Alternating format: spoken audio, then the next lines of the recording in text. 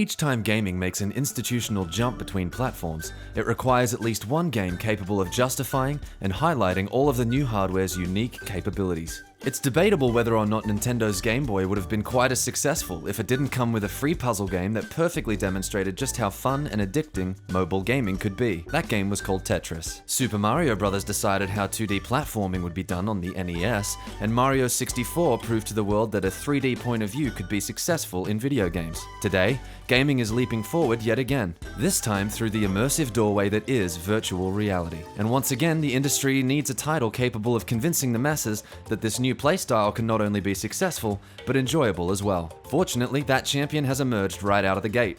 He's a tiny, adorable, brave little fox, and his name is Lucky. 3D platforming hasn't changed all that much since Mario 64 wrote the rulebook in the early 90s. Gameplay in Lucky's Tale consists of all the genre's major tropes: basic combat, running, jumping, exploring, and treasure hunting. Lucky can perform either a single or double jump and has two simple attacks, a tail swipe and a ground pound. The ground pound can deal with most enemies in a single shot and deals area of effect damage to multiple enemies at once. The tail swipe is quick and handy, and takes high priority over enemy hits, meaning that Lucky never seems overpowered by his environment. Although combat is simple, it can become quite satisfying as you face more and more enemies at once and string several hops, swipes, and pounds into one unbroken combo. Most stages task you with using Lucky's limited array of basic but incredibly tight movement and combat options to simply get from point A to point B. There are hidden paths and foxholes to explore, but the levels are essentially linear, although the replayable time trial modes for each level reveal just how many different ways the game's highly tuned controls can be used to uniquely navigate each environment. The childish nature of Lucky's Tale doesn't stop with aesthetics. This is not a difficult game. Later levels have a few controller-flinging platforming moments, but combat never feels all that challenging, and most levels can be easily accomplished on a first playthrough. Lucky's adventure is also not terribly long. I beat the game in slightly over 3 hours.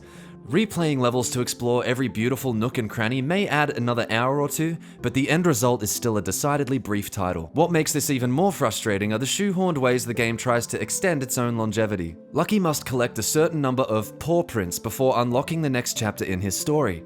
This can only be done by replaying entire levels to either find red coins or beat time trials. These game modes are certainly fun in and of themselves, but it would be nice if they could be completed for pleasure and not as a forced requirement to continue the story. Lucky's world is a beautiful place. The cartoony art style works perfectly in VR, and half the fun in this game is simply taking the time to lean in and explore every flower, rock, and enemy you see. The game constantly rewards you for craning your neck with little nods placed all over the levels that only keen-eyed explorers will spot. The camera is perfectly timed to avoid inducing any kind of motion sickness, while also never feeling sluggish as it follows Lucky around. The game frequently has fun with scale and angling in ways that could only be possible in VR. One of the most awe-inspiring moments in the game comes midway, when an active volcano emerges onto your horizon, spewing bursts of lava that you can watch all the way from the initial expulsion to final detonation. Every little detail in Lucky's Tale, from levels that are clearly designed to reward and anticipate VR's unique point of view, to a treasure-finding method that requires you to physically lean in to make sure you don't miss anything,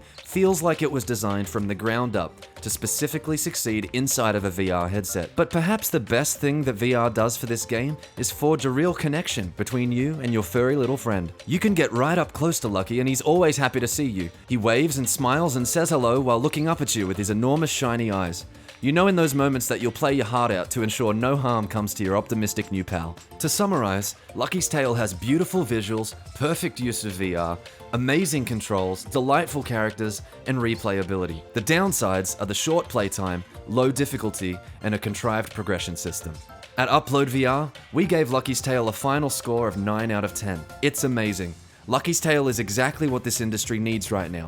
While cockpit shooters and tabletop puzzlers will always be fun in their own right, it will be this brave little fox that is remembered as proving to the world just how beautiful and entertaining VR video games can be.